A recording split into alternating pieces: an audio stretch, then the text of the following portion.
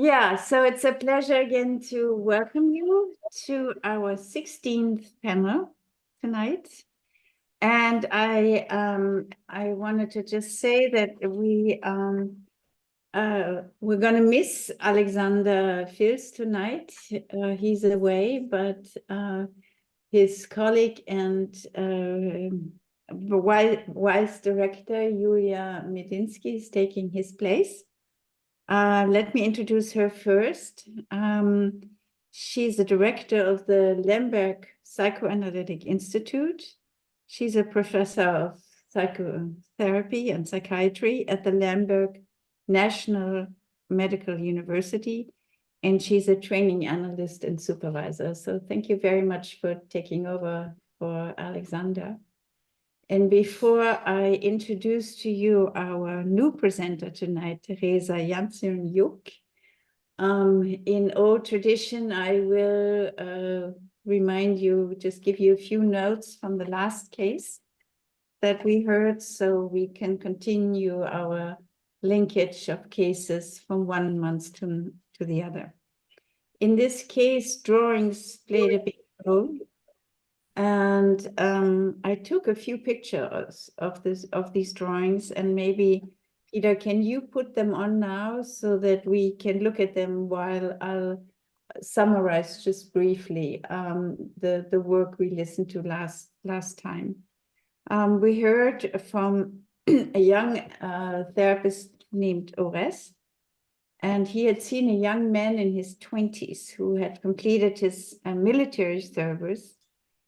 But before he had joined the military, within 1 month, there were 3 occurrences that happened. One, that his girlfriend had a miscarriage. In other words, lost their baby. Then he had crossed a bridge and had an accident. And last, he learned of the death of a young friend of his. So these 3 events happened just before he joined the military. He went to a recruitment center and he was summoned to serve in the military in April. I believe it was last year. This young man is in his mid-20s. He was in combat for 8 months and he was directly shelled by a blast and was evacuated. He had seen too much, and this is a line that we heard throughout the presentation. He had seen too much in combat and was left in a constant state of terror, often leaving the therapy sessions terrified. He started art therapy with Orest and also followed some sessions of exposure therapy, which we've heard about almost at every instance of the patients of the analysts we were listening to. So Orest made him work through the traumatic experience many times. And he also said he walked him through feelings of both guilt and envy, because he couldn't believe he had survived. So he felt guilty about that, and yet envious of the people who had not to have to join the war as he did. After this blast, he went through several trenches and he discovered a road, and this is what he painted in the first drawing that you see. He was walking on a road that had been scattered just with body parts. And he had, when he saw this, again, we think he saw absolutely too much.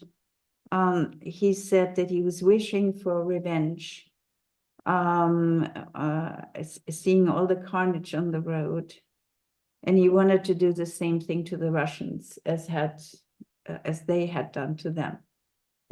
But then an old man in his team told him to stop wishing for revenge. He said to him, "If you act out of revenge, you will not be different from them, the Russians." Somehow, this comment coming from this old man calmed the soldier down and seized his desire to get even with the enemy. He wanted to live wisely after that. Though the one thing he didn't do so wisely is that he was craving to lose money and was playing in the casinos. And we all can think about why money would take the place of the bodies he's left behind. So the reactions and the comments he received from Françoise and Jerry were as follows. They were very complimentary of his work for having done a very wonderful job with the art therapy. And we learned that he had let always the patients decide what he wanted to paint, as he was sitting silently with him while his patient painted the atrocity he had witnessed. West was asked about his countertransference by somebody in the audience, and Françoise reframed it as not countertransference, but as transference to the patient. And he expressed some sadness and a sense of terror that made him at times shiver in his own body as he was listening to his patient. He interpreted his role as one to walk with him side by side as the patient remembered and drew the terrors he had experienced. Jerry commented how important it was for us to stay as human as possible in the midst of the horrors he had to see. And even though the art therapy ended after 6 sessions, people in the audience, among them Dr. Federitz, thought that the therapy was not finished, even though the patient had made remarkable success, had achieved a remarkable success in such a short period of time.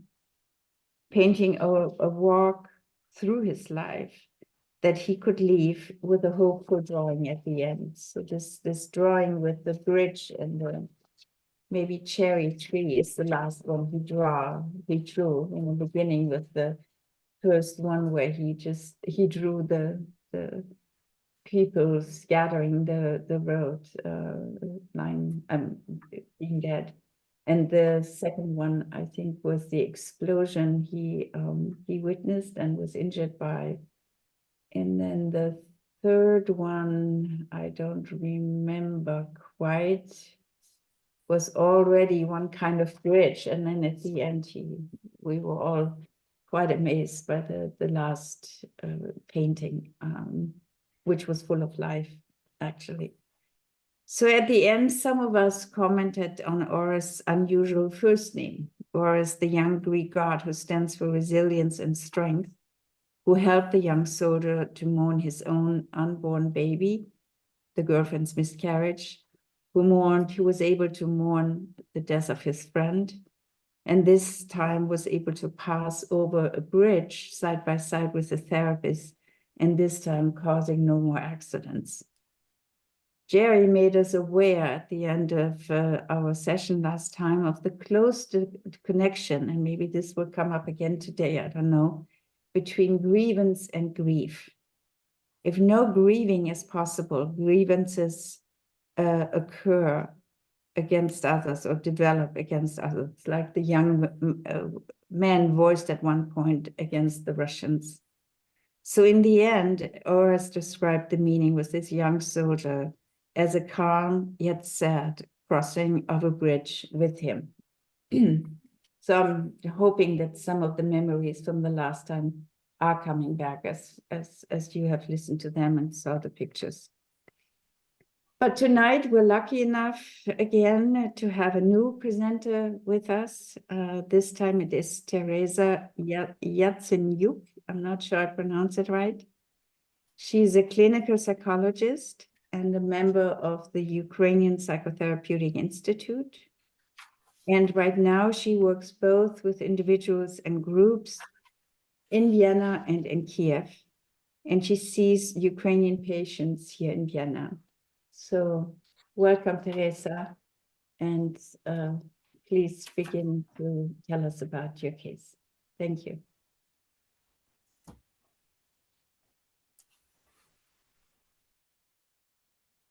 Hello, dear colleagues.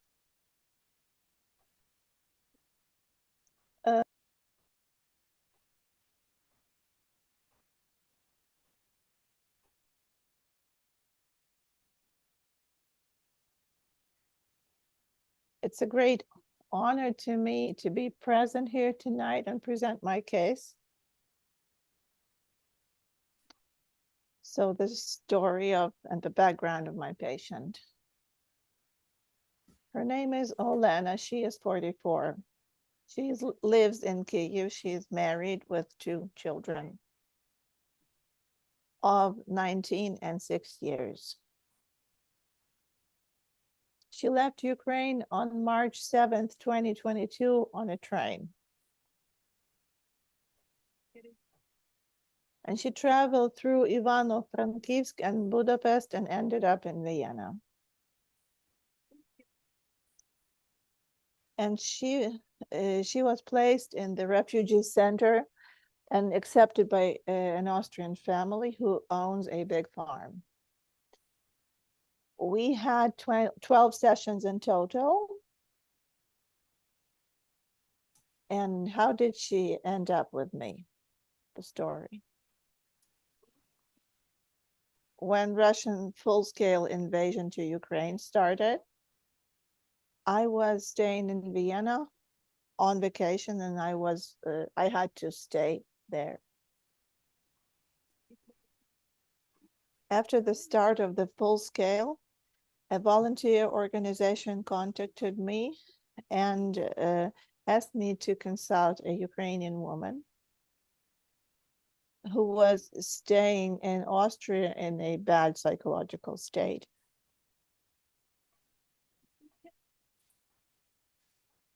At that time, I had psychological online sessions 24 hours a day with my clients who were running from the war in a very bad psychological state to different countries in Europe.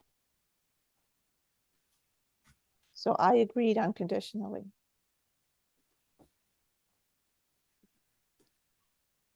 Here is the story of Olena I heard from her.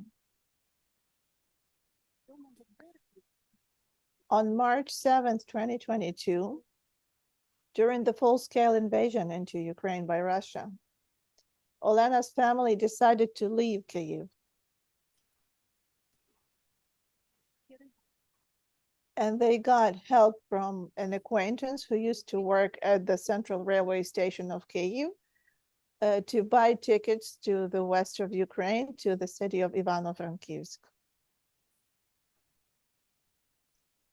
It was total madness at the railway station.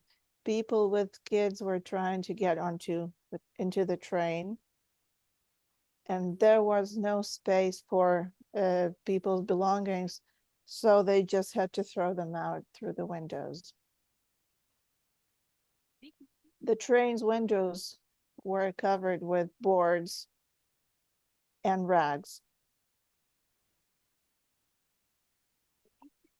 The police were shooting in the air to calm the people down. There were also men in the train who could not leave their families. But at the border, they had to get off the train because they had to stay and defend the country. There were 12 people in the compartment, and it was really hard, and we had a hard time breathing. And from Frankivsk, we traveled to Budapest. And from Budapest, Caritas NGO distributed us to go to Vienna. We had a small amount of cash with us, and we managed to rent a hotel room, and it became more expensive every day, and we could not understand why. And we spent entire days in the shelter for refugees, and we really were looking forward to being welcomed by a family. And so it finally happened. We waited for the entire day for this family, and we were picked up at midnight. And we got to the farm at 2 a.m. we were really worried that they might not take us in. When we arrived at the farm, we were informed that there's a schedule that we had to get up for breakfast at 9. And for a week we lived fine, and then something started. Then it started. It was total anxiety all the time. And the family was looking at us with judgment, and we even had hungry days when everyone ate just potatoes, and we had meat at the weekends and quite a lot. And on these days, I was leaving almost all my ration to my kids. There were a father living there, a grandfather with a grandmother, and they had 5 sons. And the middle son was running the farm. He was married to a Romanian woman. They had 2 children of 5 and 7. Both were boys. And their older son was friends with my son. The farm was large. There were cows and sheep there, flowers, an orchard, and huge fields of beet. I had to get up at 6 in the morning and go to bed at 12. I had a schedule that was distributed up to minutes. I had to do everything. I was cooking, I was washing the dishes, taking care of the flowers, and babysitting a small child. When the child cried, I was not allowed to pick her up. The grandfather used to say, "You're going to leave, and what are we going to do next?" So my heart was breaking. The grandfather was the head of the family, and he hated people. He was really stingy and controlling. His wife had to obey him. And me and my kids found ourselves in this paradigm of relations. My younger child was neglected by me because I had no time for my son whatsoever because I had to work all the time. I was really worried about this, and I decided to place him in daycare. And I had to drive him there. And I really couldn't drive that well, although I had my license. And I was given the keys of an old van and told to drive. The first day I was shaking with fear. And I drove into the gate and damaged the gate and the bus, the van. The van was fixed, and there was a huge row because of that. Another story. When we were planting beets on the field, the host left me alone with this damned van and told me that I was going to come back home on my own. And I was sitting there until it got dark. And the daughter-in-law came to fetch me only because my children were crying and looking for me. That was 11 p.m. I was brought dinner, but I could not eat. I was just crying. There was and this incident when the patient, Olena, and her daughter were forced to chop wood. The girls explained that men do this kind of job in Ukraine. But they were brought hats so they don't get sawdust in their hair, and they had to chop the wood. And these were the girls who were city people all their lives, and they never experienced any kind of the work like this, because Olena had worked as an accountant all her life. So that was really trying. I asked them not to bother my daughter because she was an online student at a Ukrainian university. And in response, I heard that studies are useless because the father was not educated and his wife was educated and she could speak languages. He was really authoritarian, and the grandmother tried to appease everyone, and in secret she gave us sweets. The younger son was probably had some kind of mental illness, and he once stained my son with cow manure. I didn't have any time to look after myself. I cut my long hair. It was like saying goodbye to my past. And we lived like that for 4 years, hiding from the war. Then I couldn't take it any longer. And despite my husband's worries, I decided to go home. We went to Vienna and bought tickets to go to Kyiv by train. And we had seats in different cars, but I was really happy. I was no longer scared and nothing held me back anymore. I really wanted to see my husband again because I love him so much. So Olena went back to Ukraine and she is still in Kyiv.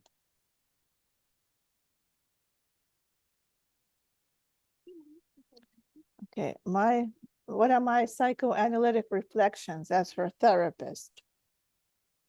This story was my first experience of counseling during wartime with a patient who was here in Austria. I myself was in a really complicated state. As my teacher and supervisor, Professor Filts, said back then, we had to be several steps ahead of the experience of our patients. So we turned to our psychoanalysts and groups of professional support. At that time, I continued to lead a psychoanalytic group online, and it wasn't easy. At that very time, my patients were running away from Ukraine with their children from the war to Europe, and I stayed. They could contact me 24/7, and I was trying to be resilient. At that time, I had my first panic attack. It was so intense, I was hospitalized. I'm a clinician who has worked in a clinic helping people to cope with similar conditions. And I learned in my own experience what it is like. And only now, after 2 years of my stay abroad, I stopped I'm no longer afraid to drive, and I'm no longer afraid of anything. I don't know why, I still don't get it. And that's really sincere. I tried analyzing that, but I still cannot understand it because everyone was friendly towards me. And in the first days of the war, when I was going out in the street, I wanted to look into people's eyes and see compassion there. And I had this really strong wish but they did not know me and they could not understand me. And that was kind of childish. It's like I saw a stray puppy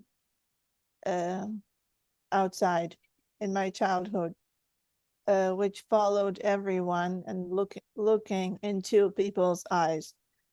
This is how I experienced it, and probably Olena did too. Okay, back to our work with the patient. I tried to be this huge container for her feelings. At the same time, I was bringing her back to reality. before she ended up with this host family, I went to the reality that she found herself in a family that had been living according to their own culture and rules, and a family that had 5 sons and did not have a grown-up helping daughter. So that's what is a strong projection, a dream of the parents. Olena reflected on my interpretation, and he calmed down a little bit, and she thought of her father-in-law who treated her similarly as this farmer. And these old grudges were surfacing unconsciously and doubled her hurt. At that time, it seemed to us Ukrainians that it was really simple to understand our feelings here and now. And this is the dilemma. The entire world feels compassion towards us, and it's really sincere, but probably it's not possible to feel it the way we do. Olena, at that time, Olena was in significant regression because the war forced our mind to go back to childhood, to childish and dependent stance. When you want to be picked up and rocked. The regression evokes many unconscious traumatic events that have long been forgotten.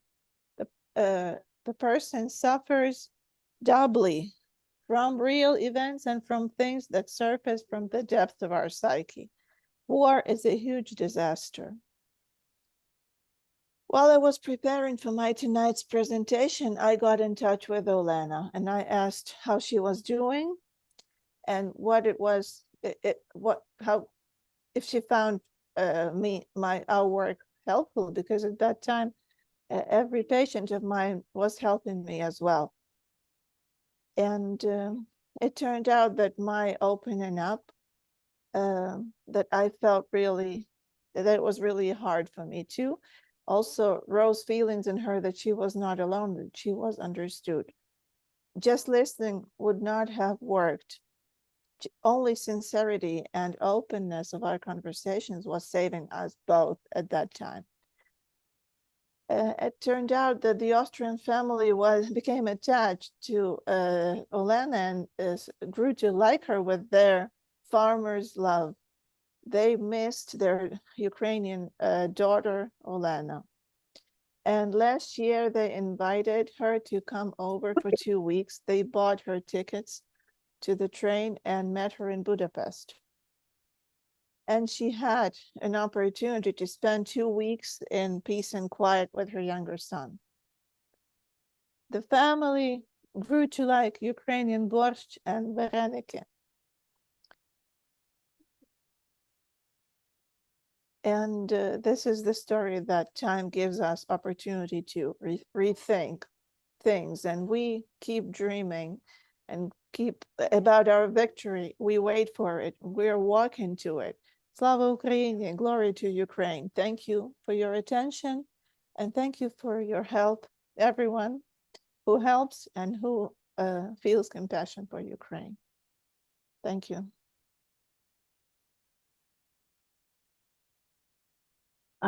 Thank you, Teresa. A very unusual story with an surprising ending, that she would go back to the Austrian family and that they would think of her as a daughter after it seems like they mistreated her quite badly when she was in need. So as we usually do, I'm going to open up the microphone, so they're open already, to Françoise Davoine from Paris and to Jerry Fromm from Massachusetts, from Austen Riggs, and then we'll join and hear from others as well. So what are your initial thoughts to this rather unusual case? And also if you have questions first. Yes, questions first. Teresa, I did not understand very well when you spoke about your own situation when you met her, you spoke of regression. Could you expand a little about your own, what you said about yourself? I missed it a little.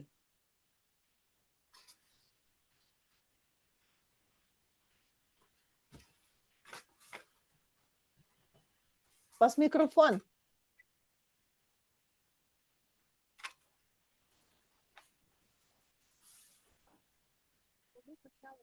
When the war started, I was in Vienna on vacation, and so I had to stay here.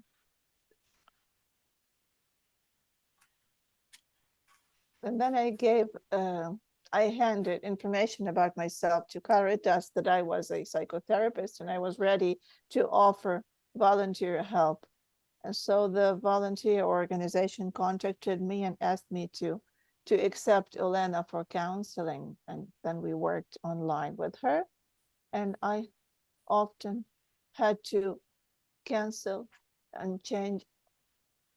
She had to cancel and change the time of sessions, and sometimes she couldn't make it because she had to do a different tasks. So over 4 months, we had 12 sessions.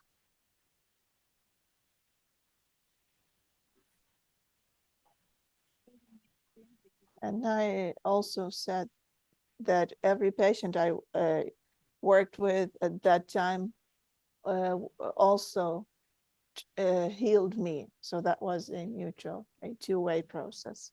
Yeah. That's very important. It's reciprocity.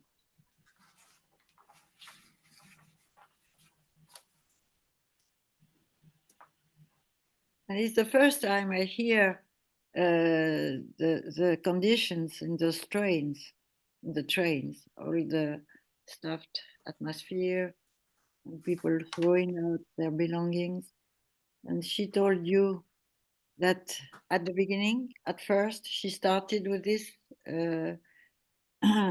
this story of the leaving of Ukraine.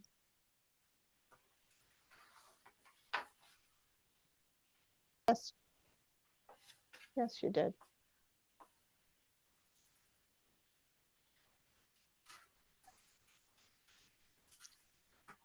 It's been quite a while since we worked together, but when I called her, I was preparing for my tonight's presentation, but she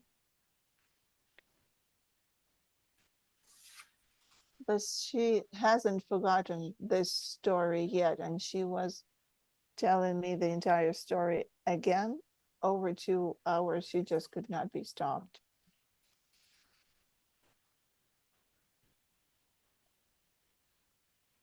She's in Kyiv now. Her son just started school. And it's complicated enough with constant air raids, and kids are taken to the bomb shelters. That's a huge stress for the child, for the family. But she doesn't want to go anywhere. She wants to stay with her husband. And how do you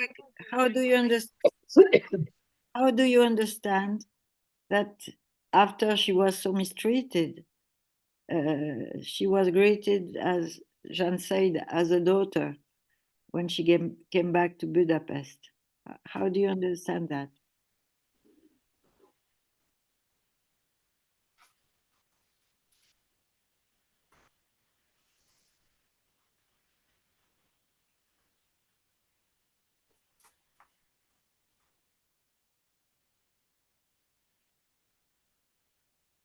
You know, those were my reflections and interpretation, because that was the way they treated each other and their own children.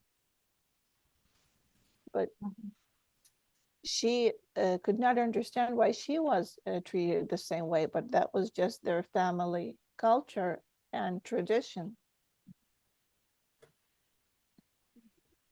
And as I said, that it seemed to her that when the full scale started, that we had to be special while staying abroad. That's what it seemed to us. But we were treated and still are treated beautifully, and we are offered help and given opportunities, but that state was really regressive. It was a childish state. The puppy. Jak szczenia, tak? Yes, And one more question is, I finish my question. like a Soviet child. I remember my childhood, and we had a lot of stray dogs around the city in my childhood, and there were incidents when there was a puppy running down the street and looking into everyone's eyes. So this is what we were like at the start of the full scale. And I just finished on that, but after for the moment.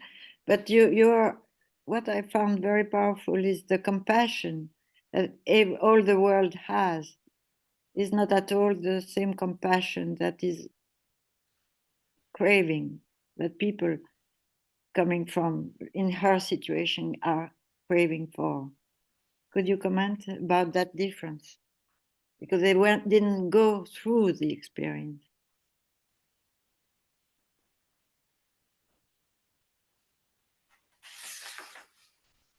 Yes, definitely.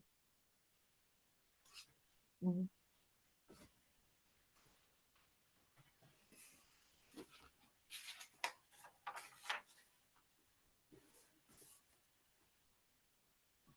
So that was your first experience.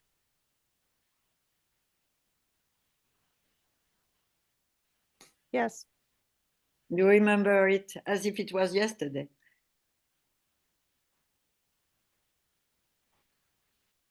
Yes, of course. I remember the war story of every patient of mine because I was in contact with them 24/7.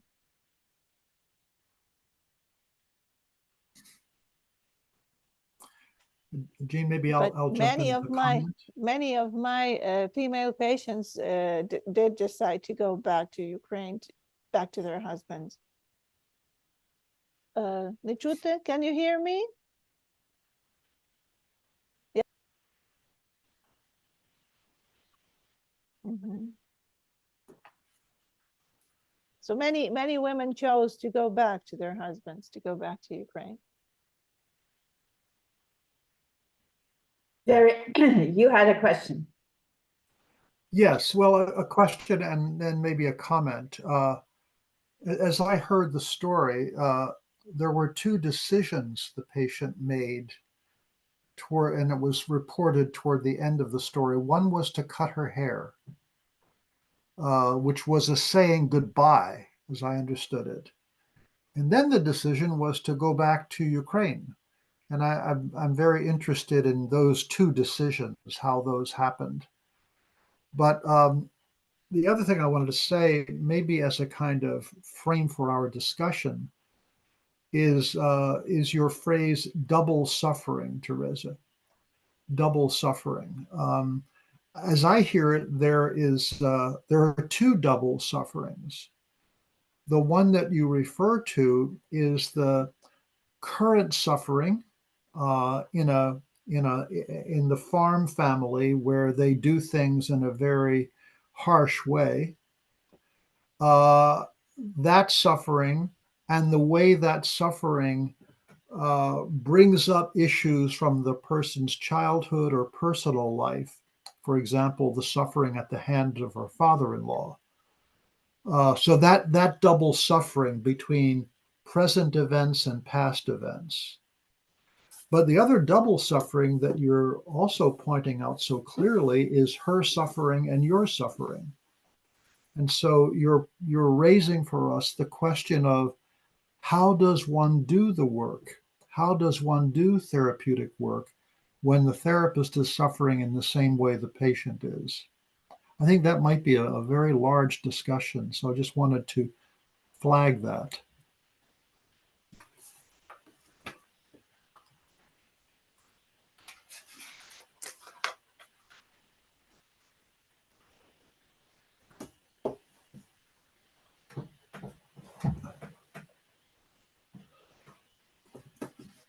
You want to answer, Teresa?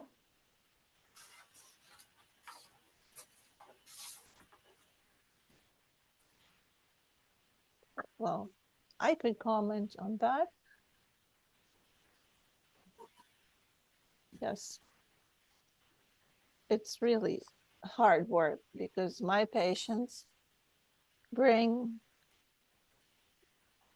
feelings and experiences that I encounter myself. But I think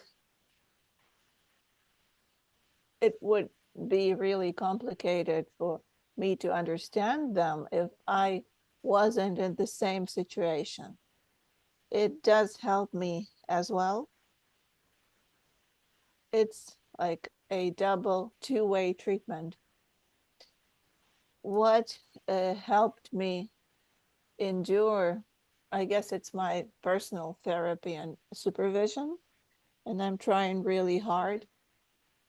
And if I didn't have my weekly therapy and weekly supervisions and groups and personal supervisions, probably it would not be possible. You think what you say is what Oleksandr Filts told you, that you are 2 or 3 steps ahead, that your own analysis and supervision help you to, to be ahead. And in that case, how did you realize that you were a little ahead of her?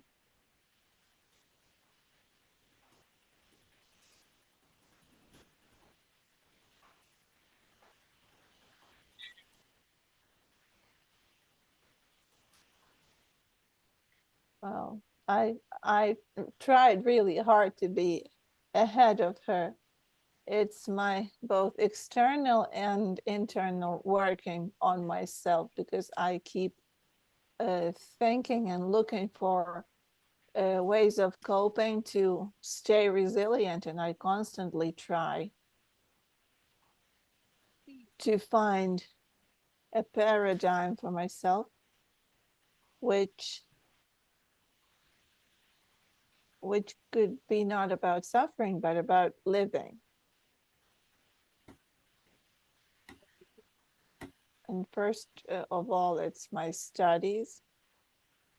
I brought all my psychoanalytic books here from Kyiv, and I read and reread them. It helps me too.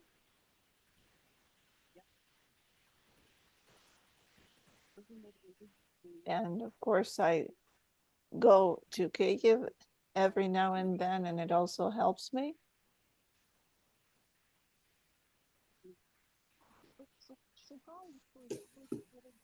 And I'm trying to find some resource inside of me on a regular basis, and I'm also really glad when I'm able to help my patients, because many women and children with whom we started working back in Kyiv are still abroad, and they have a hard time enduring the separation from their husbands. And it's really complicated to adjust, to adapt in a foreign country. And I'm really glad when we're able to find meaning. That's what we're looking for. What is the meaning of staying abroad? Why do I need this? How do I endure this? Again, which resource should I look for? Because everyone just wants to go home. Everyone wants to go back to Ukraine. And that's the main paradigm of my client's experience. What am I doing here? I just want to go home. And it's dangerous back home for the child. And I have to stay here. And how do I stay here? So we talk about this constantly. Many people are learning the language. Many people have got a job by now. And it also, being busy also helps. Just a question.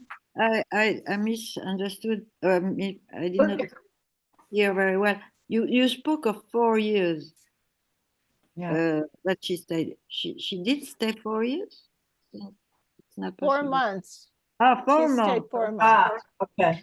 Yeah, that was Yeah. confusing to me too. I said, no, the war, horrible as it is, it hasn't lasted 4 years. Yeah. George, you raised your hand.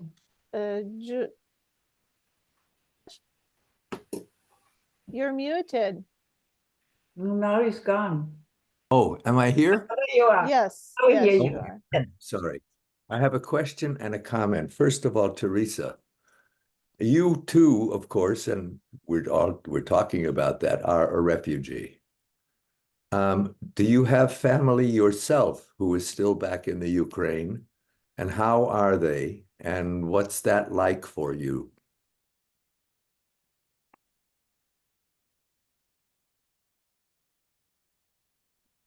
My husband is in Ukraine and my children are not.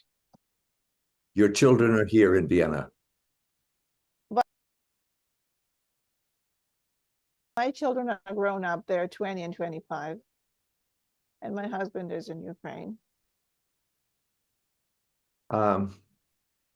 Okay, now, My mother is with me as well.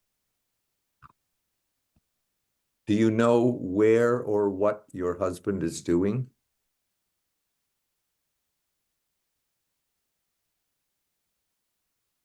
My husband is in Kyiv. And he does volunteer work.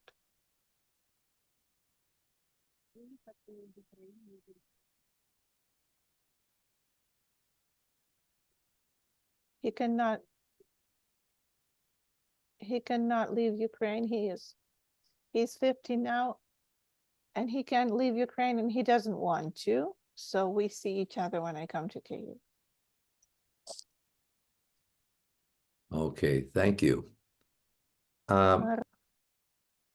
Yeah, go on.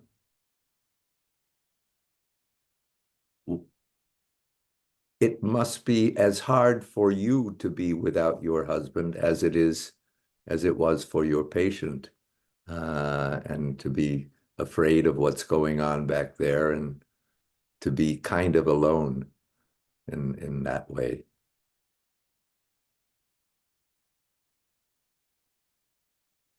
It is hard.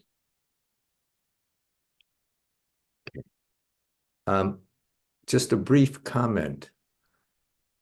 My impression is that whatever is in these people's pasts, Teresa, Olena, what they're suffering from is what has been called adult onset contingent trauma. And the feeling that you actually talk about yourself, although in a different kind of way than I would have, is a loss of basic trust. Who can we trust? Who understands us? Who can really pick us up and hold us? Something we all expect as infants and children, and there's no one there. You talk about looking for meaning now, and it seems to me that, as you yourself said, now you're in much better emotional state than you have been for a couple of years. For a couple of years, it was very, very hard, anxiety and so forth. And that's totally understandable. It's almost like you're all alone in a world who doesn't even know you're there. Do you even have a right to exist? And a loss of any sense that anyone can ever understand that. And you're all alone. And if something bad happens, no one is going to be there to help you or to save you. And this is essentially the same thing, or certainly similar, to what your patient is experiencing. For you to be able to do that work with her without falling apart while you were doing it, my hat is off to you. I really don't know how you did it. I'm not at all surprised, though, that you had a hard time and have had a hard time here in Vienna. And it sounds to me as if you're still trying to find your feet on this earth and in this city and in this world and give meaning back to your life, which is still a little bit lost. That's all. Thank you. George, I appreciate your effort to put words to the specific feelings that Teresa and others must be struggling with. And to say it, I think pretty much the same thing, but with a slight addition. I was thinking of the stray puppy and the issue of the look in the puppy's eyes, which I imagine to be a longing to find the other person, to find the one who recognizes you, to where that gaze of recognition is returned, and a kind of search for that. And part of the pain is of not getting it in return. And I think Teresa was reflecting on that or saying something about that when she said the compassion of others is appreciated, but in a sense it can't be for the specifics that we're going through because the other person hasn't gone through that. Yeah.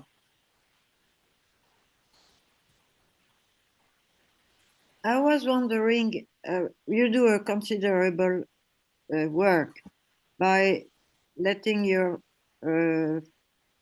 line open 24 hours a day. Do you, it's, yeah.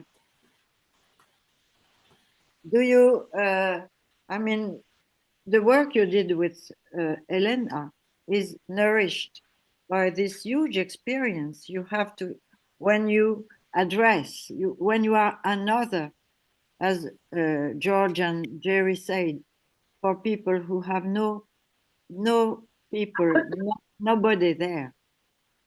So you are the other for them, from your own experience. Could you tell us about the conversation you get when people call you? Is it the same stories as Elena? Or?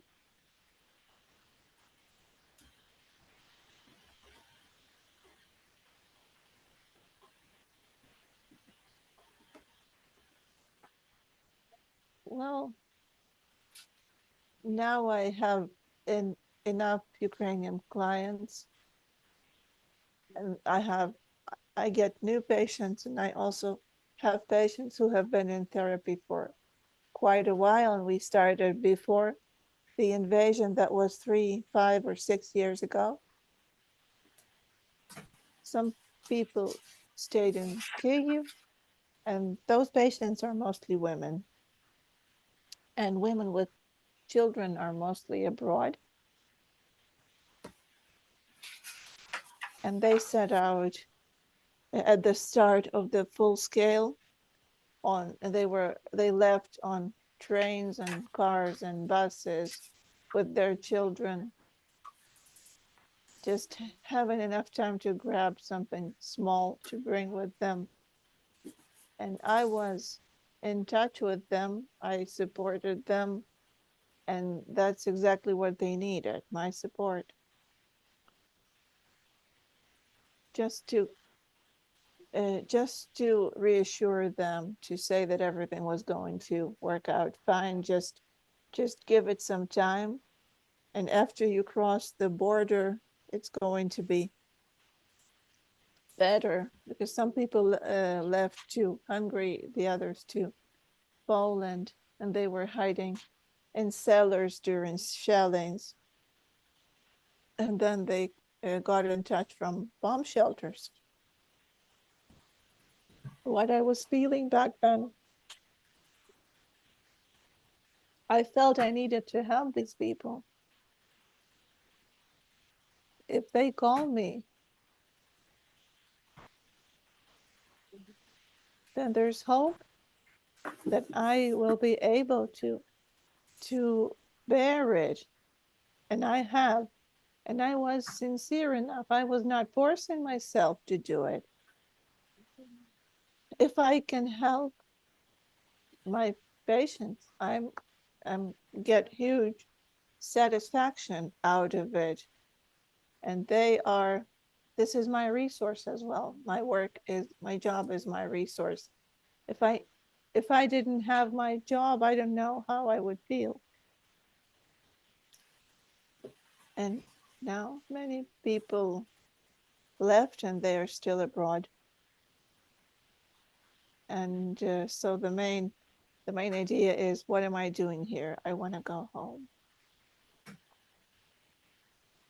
And every third session that we have is about this. I want to go to the past. That's what they say. I want to go to my peaceful Kyiv. I want to go back to peaceful Ukraine.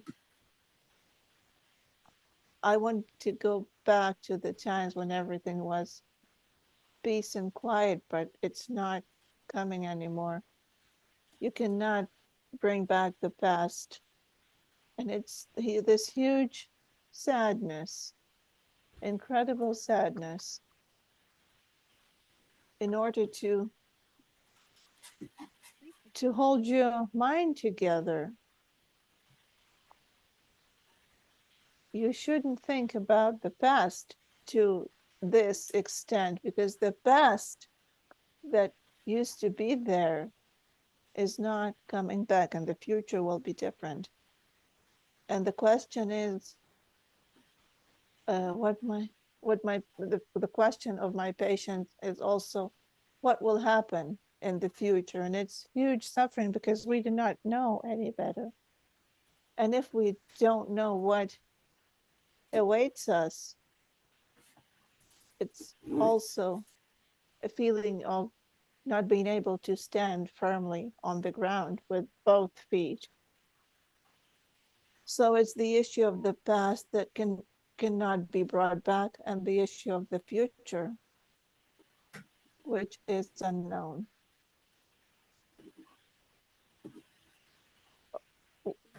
There is today where the life is, where the feelings are, and where all the affairs and the chores are. So you have to lean on this present day to endure the situation that my patients are in. They have children, they need care,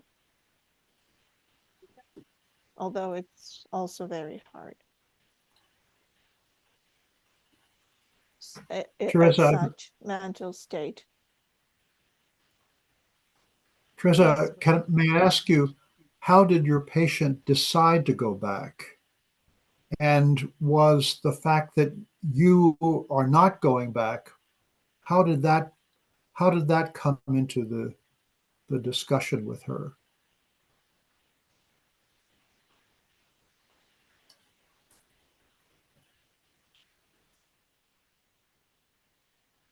Well, we worked at the start of the full scale. It's been 2 years.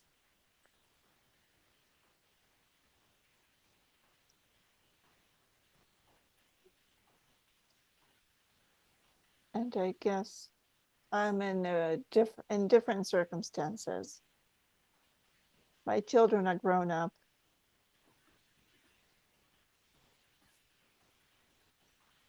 I can leave them here and get into the car and drive back to Kyiv.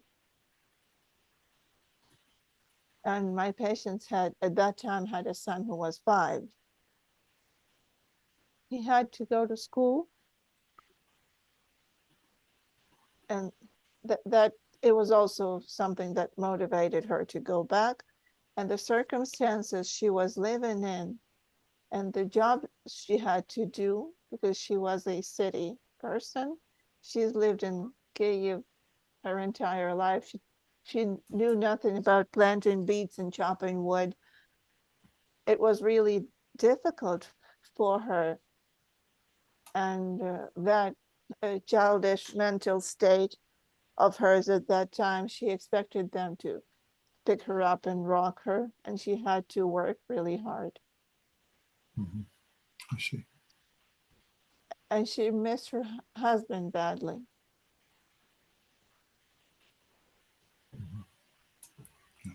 Beyond, I have another question for you, Teresa, and then I would like to also open it up to other people in the audience and maybe other analysts who work in Ukraine, how they deal with the feelings we've been talking about and who've not left. You were curious about Jerry, why she left. I'm also curious about what made her come back and spend the 2 weeks there, because she didn't know before she left whether they would, how they would treat her. So there must have been a considerable work inside of her or change of heart to go back to the very family that had mistreated her.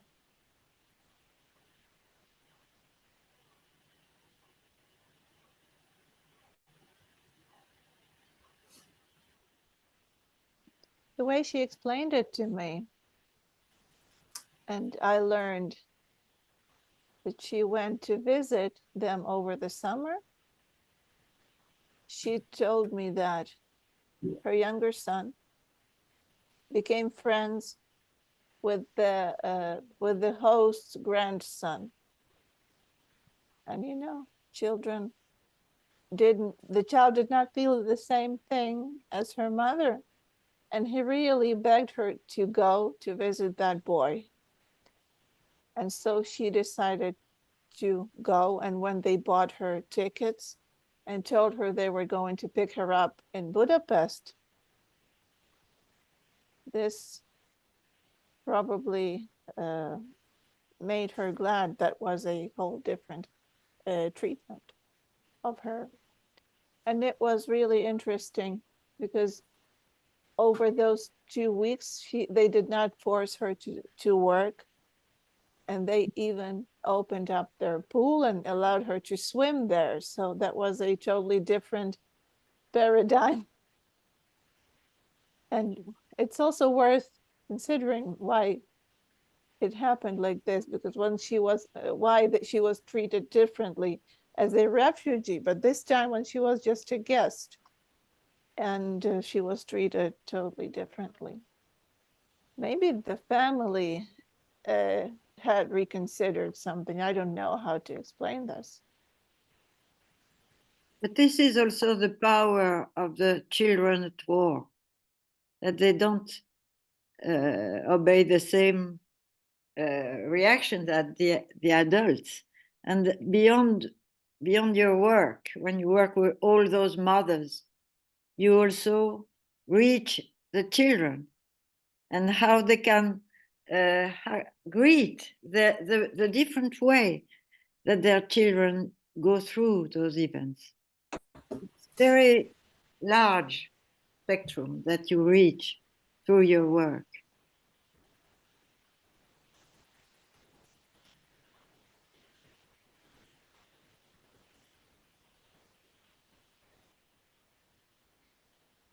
The children can adapt really quickly. They go to kindergarten, they go to school, they learn languages really fast in the countries where they stay and make friends fast.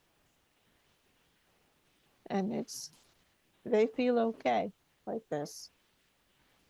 And the mothers have a much harder time. Teresa, do you have any questions still about the case for Françoise or Jerry, or was there It's a something? wonderful story, very important. You do a great job.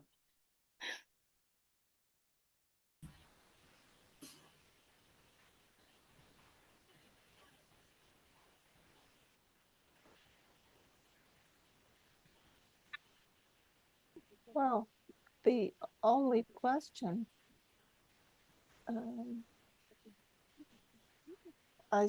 is that I cannot understand this family who welcomed the refugees. Was it her subjective feeling towards them? Because in countertransference, I felt that I experienced her not as a grown woman, but as a small hurt child.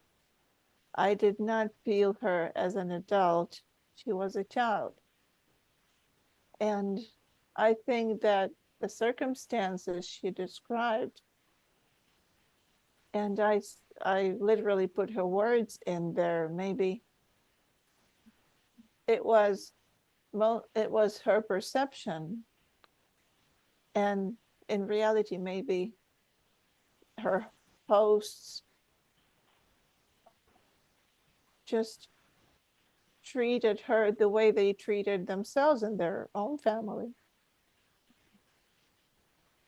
And what is important, what is interesting, that when she came, they even redecorated with elements of Ukrainian decoration. She was telling them about it and showing them how people decorate private houses in Ukraine. So there has been some mutual cultural and sensual exchange between them, it seems to me.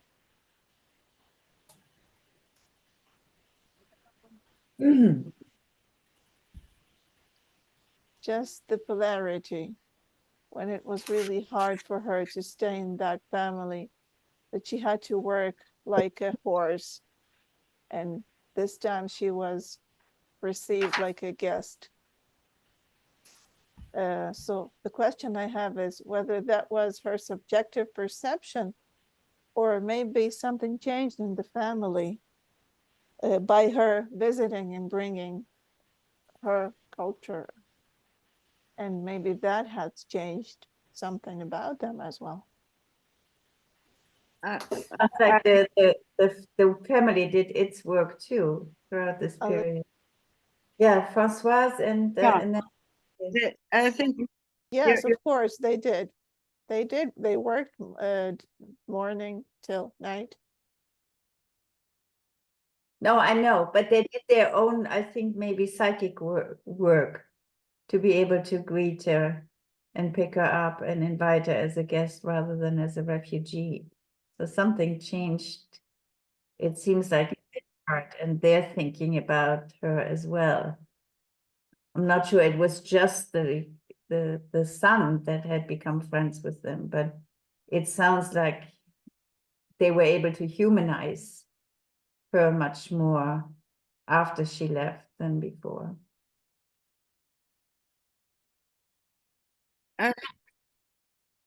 Well, the thing is, they have 5 sons and they're grown up, and they didn't have a daughter. And Yeah. Ukrainian women are usually very hardworking and good housewives. So she could cook well, and she baked, and maybe she melted the heart of a snow queen, maybe. Mm. Maybe she just melted their hearts. Because the way I heard it from her, that they had meet on Sundays. Why? Because there is mass at the church and it's a holiday for believers. And after church, they always had holiday delicious dinner. I may say You know, something. Oh, sorry. Good, Yes. Françoise. We Yeah. always tend to idealize, nature, life in nature, but the life of country people is harsh, and they can be very harsh in between themselves, and harsh to the foreigner who comes and test her. And it was very poignant what you said when she was not able to take care of her little child while she was babysitting the baby. So it's like that. And of course, when she comes back as a guest, they are also able to recognize her qualities among her mishaps. The fact that she took the van and all the mistakes she made.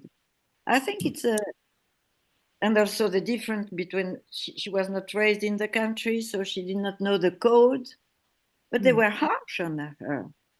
It was not, yeah. So I think that's very important to not to balance, but to recognize opposite reactions toward her, which are equally true. And it was not her perception, that was how it was. And of course, the kids saved as often, the kids were not in those codes, so they could relate otherwise. Yeah, the kids bridge the gap, in a sense. Yeah. But there's another possibility, and I have no data for it, but let me just say it, and I'll say it by way of a different kind of example. There were many studies after the attack on the World Trade Center in New York on September 11th, now 23 years ago. And one of the studies was of many couples got divorced in the period of time after that. And so one study tried to examine, well, how can we say anything about the couples who got divorced versus the couples who didn't? And there was one very strong finding, and that was that what happened in the relationship after September 11th depended hugely on the state of the relationship on September 10th. So the pre-existing condition of a troubled relationship, when trauma happened, those relationships didn't survive.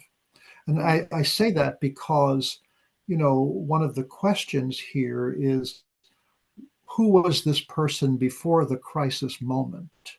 What was she like before this happened? And the only thing we hear is that there was a father-in-law who acted very much like the grandfather on this farm. So maybe there's something about, I don't know what, relationships with difficult men, let's say, that is in her past and then got lived out in the future as well. And then, the question gets to be, why would you put up with that? How much perhaps guilt is being carried by the person such that they let themselves be abused, and what might that guilt be about, and how much is the guilt related to leaving the country, which is a possibility as well. So, it's another angle on this.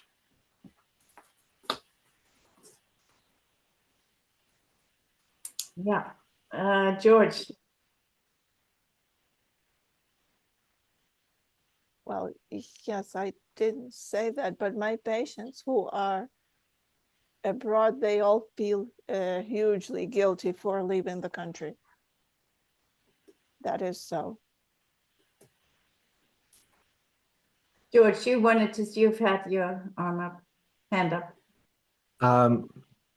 We talk about them treating that family like they treated themselves, the rough love of farmer life and stuff, things like that. I think it was much, much worse than that. They dehumanized her. Whatever their reasons were for maybe thinking that they were going to help a Ukrainian refugee, they used her as a slave. And just that little bit that I heard when she came back as a guest, they let her use the swimming pool. In other words, while she was there, they didn't. They treated her like someone who's supposed to live out there in the shed, do the work that they say to do it when they say to do it like they say to do it, and shut your mouth. And she probably herself felt as if she was trapped there, because where would she go if she didn't stay? It must have been horrible for her. Now, why they changed their mind after the long separation, I don't know. I think it's a simple matter of some kind of guilt. They suddenly realized in the totally recognizable way that they shouldn't have treated her that way. She was, in fact, a person who was a great help. Without her, life had changed. And maybe even the grandmother, who was the only person there, it sounds like, who really who looked after her as if she were a bit of a person. Maybe the grandmother had something to do with that as well. But I think her experience there for those 4 months must have been terrible. Now, to get back to the treatment, because I think, it sounds as if the treatment was successful. We're talking about 12 sessions, and we're talking about the title of the whole forum is Psychoanalysis in Time of War. None of what we've heard, I think, almost none at least, has anything to do with the metapsychology that we all learn in psychoanalytic school. In fact, I think the only thing, but it's a very important thing, is the capacity to do psychoanalytic listening, which has to do with listening, being curious, not being prodding, being respectful, not weeping when your patient weeps, although sometimes you might even do that because it happens. But the basics of this kind of treatment, I think, and by the way, I think this is true for all treatments, is the relationship. I'm here for you, and whatever comes down our way, I'm still here from you. The next time we meet, I will be there for you, just like I was the last time. And that is that which replaces something in which you can trust, this regaining of basic trust. And maybe just one, I'd like to believe I can make a final comment for myself. Teresa had one advantage over her patient. Her patient lost anything that she had known to do, and suddenly she was out on the farm when she didn't even know what a cow looked like, probably. Teresa at least has her profession. She has her psychoanalytic books, which she could take. She can use her profession. It doesn't replace everything, but if you can feel useful, it gives you some sense of being. I have a right to exist. I have a right to be here. I can help people. And though I imagine Teresa still doesn't feel as comfortable today as she might have felt 5 years ago in the Ukraine, it's still so much better when she can do her work. As she says, her patients and her work is now the center of her life. And I understand that perfectly.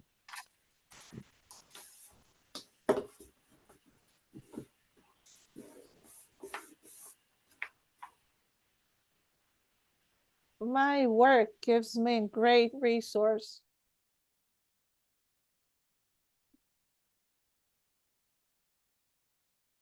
When I work, I get completely lost, and when the session ends, I just look around and think, where am I? I just get so immersed in my work. And that's huge resource for me, although it's not simple work. And the question is, how can you help? You cannot end the war, for example. You cannot give the opportunity for your patient to go back home because there's war in Ukraine. There are shells and bombs falling from the sky in Ukraine. You can't know anything about their future. But the relationship primarily is what helps the relationship between me and my patients. Trusting, quality relationship. And I've adopted this parental stance, of course. Sure. Dr. Mednitska, would you, yeah, I see you raised your hand, and I've been wanting to hear from you as well, and maybe also Dr. Phil. I have some reflections, and I would like to give feedback about this idea of being two or a few steps ahead of our patients. I think that the psychotherapist in this situation has successfully completed this task. She was 2 steps ahead of her patients and was able to help her test reality better. And the patient ends up in a family with their own style of life. And that lifestyle is a really good Rorschach stain or the screen where the aggressor can be projected of someone cruel, brutal, who makes us do things, who doesn't consider our interests. And the patient is in this specific family and sees the family through this magnifying glass, through the like black glasses, and they seem much worse than they really are. And the therapist does not say, you're making things up, it's not true, just have some patience. And the therapist says, that's their culture. They treat you as an equal, the way they treat their sons and daughters-in-law. This is their language. We read this as the language of aggression, but in the situation that you're in, it's just probably just their language. And this helps the patient to sort of change her settings in her head and continue interacting with these people, but not from the paranoid stance, perceiving them as aggressors and herself as a victim, but as an encounter of really different cultures, city and the country, Ukrainians and Austrians, different generations and different cultures. And the psychotherapist performs the function of reality testing, saying that these terrible things are terrible because this and that. And this reason helps the patient cope. And the psychotherapist is also 2 steps ahead of other patients because she has her books in Vienna, because probably she is in this stronger stance because her children are grown and she is free to go to Ukraine and come back and is working in her profession. And in that sense, psychotherapist also offers hope that it's possible to survive, it's possible to preserve your own, and it's possible to be yourself. Moreover, I think that it's that our colleague received a really valuable experience, that when she shared that she had this first panic attacks, and I'm also a clinical psychologist, I meet patients who tell me about this experience. And if you have not experienced this, you're listening while standing on the shore, and it's like the empathy of someone on land to someone who is swimming in that water. But if you've been there, you can be 2 steps ahead of those patients who have similar problems. And it's a really valuable experience for a psychotherapist. And I am grateful to Teresa for sharing this so sincerely with us. And the psychotherapist acquired more abilities and more capacity to be ahead of their clients. When there's collision of different cultures and challenges of adjustment, when there's a collision of the necessity to adjust and stay at some places, and even the challenge of loss and panic attack, anxiety, depression. I think it's a really valuable experience, both for our colleague and her patients. And we've advanced 2, 2, 3, and 10 steps ahead. And I really thank you for this presentation.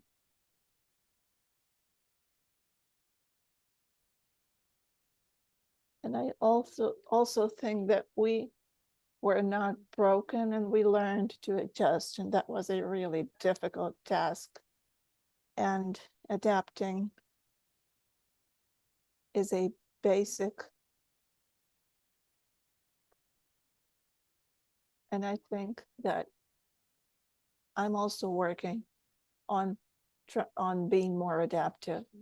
And I'm teaching my patients that it's a really important skill to be learned.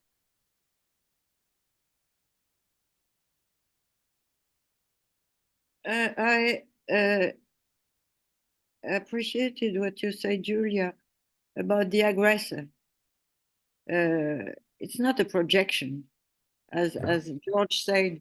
You know, the very hard work and condition was real, but at the same time, she could perhaps thanks to you, when she realized that she could go away again.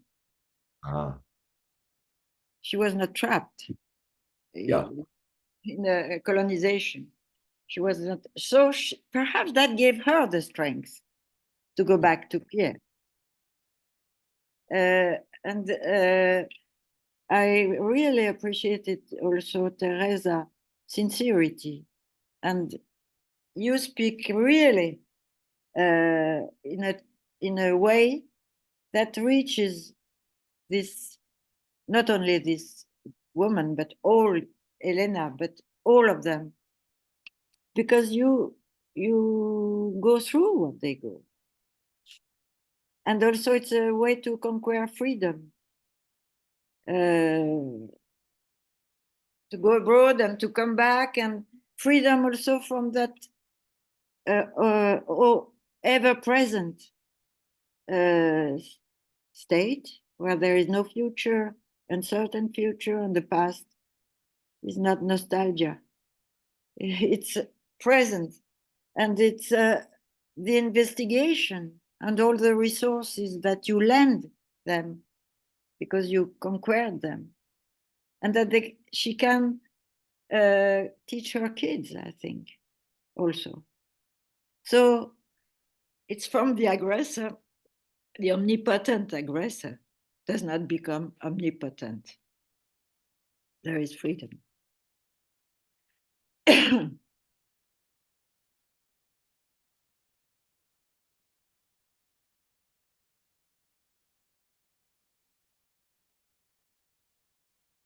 Yes.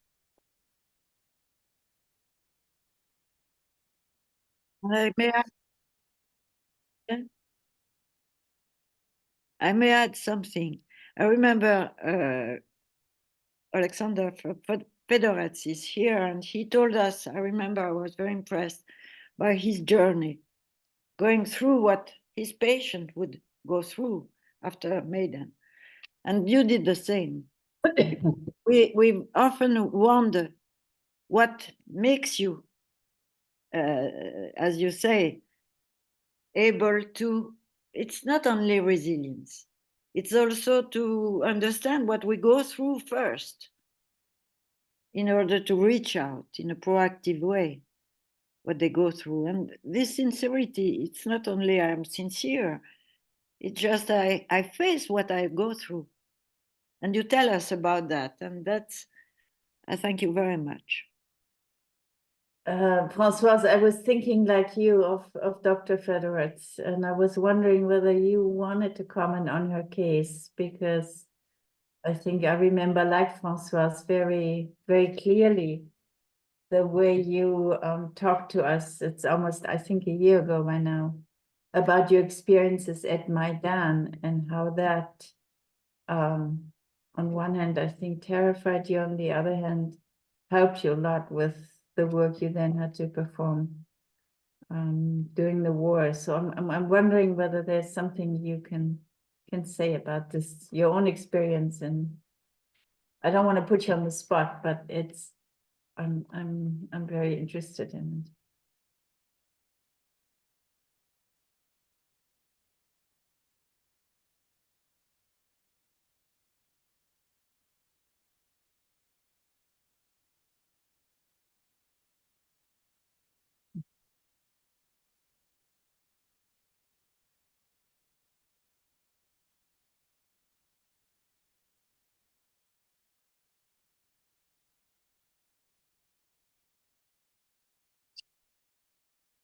I was not sure if you were talking to me. Well, thank you for remembering. I'm really touched that my presentation has left such an impression and you could lean on. I don't have much to add to what has been said. I'd like to draw the attention to what happens with the mind of psychologists and psychotherapists who offer help to the traumatized people. And I think it's really important for us to have the competencies that help us overcome the feeling of helplessness in this traumatic situation. Our professional skills allow us to feel competent and helpful. And sometimes it leads to the feeling of being a messiah and omnipotence, which can be dangerous in itself. But it also allows us to keep the sense of control over the situation and stick to our common sense when you cannot afford to fall into regression. And I would like to that next time I could present make a presentation about volunteer psychologists and about things happen into their minds and the dangers that this work carries and which complications we might encounter. Teresa mentioned she also suffered some regression and she lost some of her usual competencies and she had a panic attack and as a reaction to this.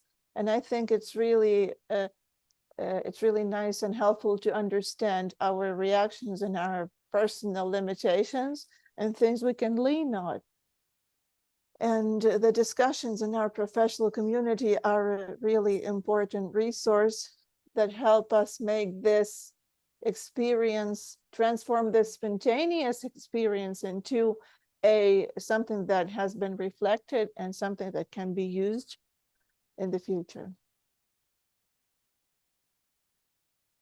Well, I think we will take you up on it if you're agreeing to present another case of yours or your reflections about the volunteers. That would be wonderful.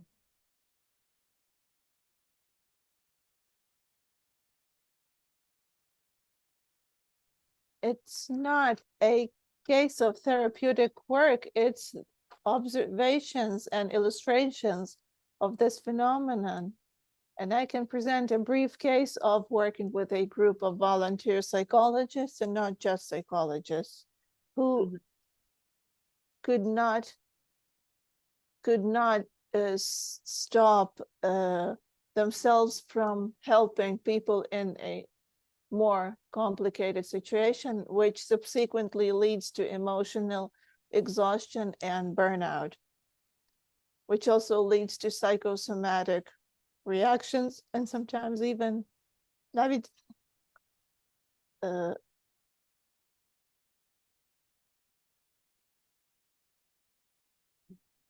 and some colleagues who were volunteers also unfortunately died.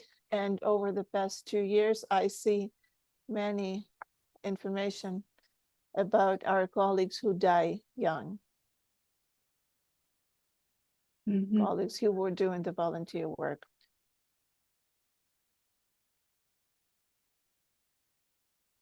And I know that our colleague Svetlana Mikhailov was planning to present her case of working with the service members. So maybe we could do that the time after the next, like in June, perhaps. Right. So so we'll have our next meeting on May 23rd. George, you raised your hand.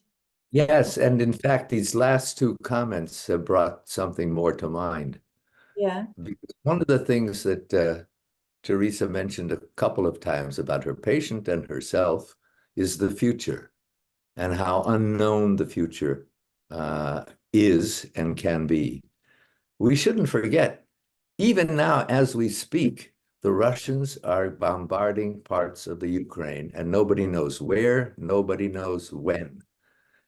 When Teresa, who has the freedom to go back to Kiev and see her husband and this and that, when she begins her journey, she doesn't know what she's going to find. She doesn't know if her apartment is going to still be standing. She doesn't know if her husband is going to still be alive. And the same thing, by the way, is even more true for all of you who are working in the Ukraine. You probably have an office or a place where you meet. You don't know that it'll be there tomorrow. You don't know that you'll be there tomorrow. And many of your colleagues are not we're not there tomorrow. The future for you, if I go down to Italy and my wife is here, I don't have to worry about what shape she's in. I don't have to worry about is she going to be there when I get back, or is my house still going to be standing? I never even thought of that. And you people are confronted with that all the time. And what you have to somehow develop, and I don't know how you do it, but you have to do it. It's something that the philosopher Heidegger talked about, Gelassenheit. I don't exactly know how to translate it into English, but it has something to do with, like the serenity prayer, being able to change what you can change, being able to accept what you can change, and have the wisdom and the capacity to recognize the difference. And if you don't have that, whatever happens to you is just going to be a catastrophe, an ongoing catastrophe. That's all. Thank you. Yes, but even if you don't know the future, what Teresa stubbornly holds on is expectation. Yeah. And that is something that, as you say, we don't linger on suffering, but on living. And that's a great difference. Even as Oleksandr says, we have our limitations and desperately we find ourselves not at the level of the problem. But still you hold on that there is a future, even if we don't know which one, but which is already built now. And that's what I wanted to add.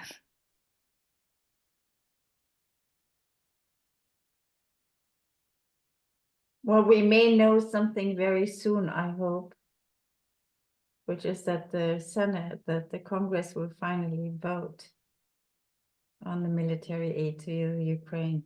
Finally, he says on Saturday. But yeah, George, you're doubtful. Don't count on too much help, and don't count on it happening too fast, and don't count on it happening fast enough. Yeah.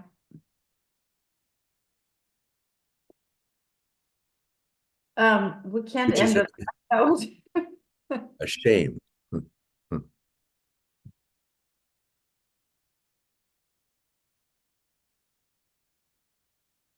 Other comments from our Ukrainian colleagues, perhaps?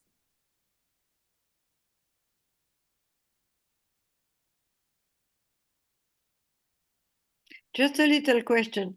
Teresa, how do you sleep if you are online 25 hours a day? People wake you up anytime? Not really. That was at the start of the full scale for the first 2 months, and now I have my schedule. But I did have some problems with my sleep. I had problems with my sleep for about a year. That's true.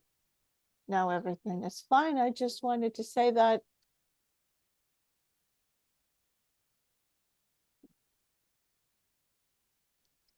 in the present situation, Ukrainians sometimes find themselves in a depressive and anxious state, and they are reluctant to take care of themselves, of their physical and mental state. But that's also really important. Self-care is really important, and caring about one's health is really important. And it's also a coping strategy. And I tell my patients that frequently, because they don't want to eat well, they don't want to go outside for walks, and we discuss these things as well, that they are important. To go out, to communicate with their friends, go have a coffee. Because when someone is isolated in a limited space, that's not useful. So self-care is really important. Thank you. Дякую.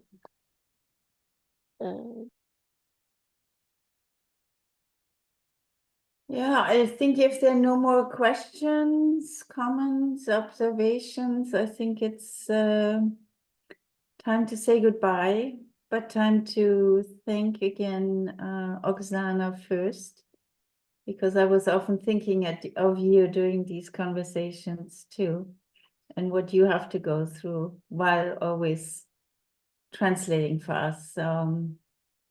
But I do remember a lot of your comments in between and before, so thank you very, very much. Thank you to Jerry again, and to Françoise, always surprising and wonderful comments. And I hope very much, Dr. Fredericks, that you will present next time. It would be very interesting to hear from you again. And Teresa, thank you very much for having the courage and taking the time to present this very moving. Thank you very much, Teresa. And Yes, indeed. also Thank you, very good to meet you, Dr. Midninska. Thank you. Julia. Julia. Peter also. We have to thank Peter and Eva.